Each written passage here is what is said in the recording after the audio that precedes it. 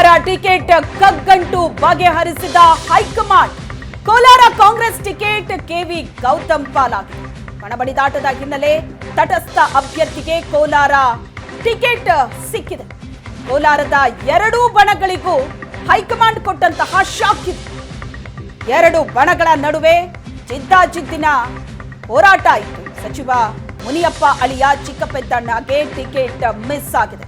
ರಮೇಶ್ ಕುಮಾರ್ ಬಣದ ಅಭ್ಯರ್ಥಿಗಳಿಗೂ ಕೂಡ ಟಿಕೆಟ್ ಸಿಕ್ಕಿಲ್ಲ. ಮುನಿಯಪ್ಪ ಮತ್ತು ರಮೇಶ್ ಕುಮಾರ್ ಬಣದ ನಡುವೆ ಬಹಳ ಜೋರಾದಂತಹ ಪೈಪೋಟಿ ಇದೆ. ಮುನಿಯಪ್ಪ ಅವರ ಅಳಿಯ ಚಿಕ್ಕಪೆದ್ದಣ್ಣಗೆ ಟಿಕೆಟ್ ಯಾವುದೇ ಕಾರಣಕ್ಕೂ ಕೊಡಬಾರದು ಅಂತ ರಮೇಶ್ ಕುಮಾರ್ ಬಣ ಪಟ್ಟು ಹಿಡಿದಿತ್ತು.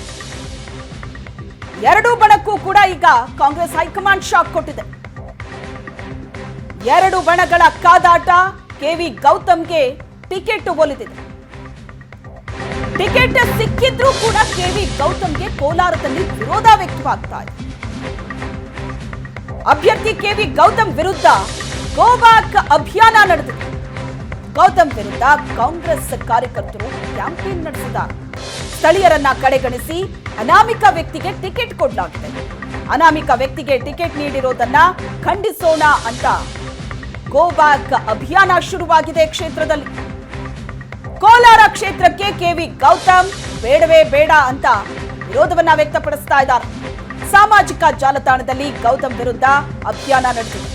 ಕ್ಷೇತ್ರಕ್ಕೆ ಕಾಲಿಡೋ ಮುನ್ನವೇ ಗೌತಮ್ಗೆ ವಿರೋಧದ ಬಿಸಿ ತಟ್ಟುತ್ತಾ ಇದೆ.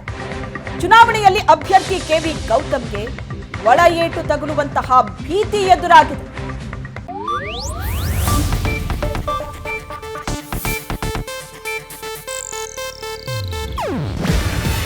ಇದು ಏಷ್ಯಾನೆಟ್ ನ್ಯೂಸ್ ನೆಟ್ವರ್ಕ್ ಪ್ರಸ್ತುತಿ.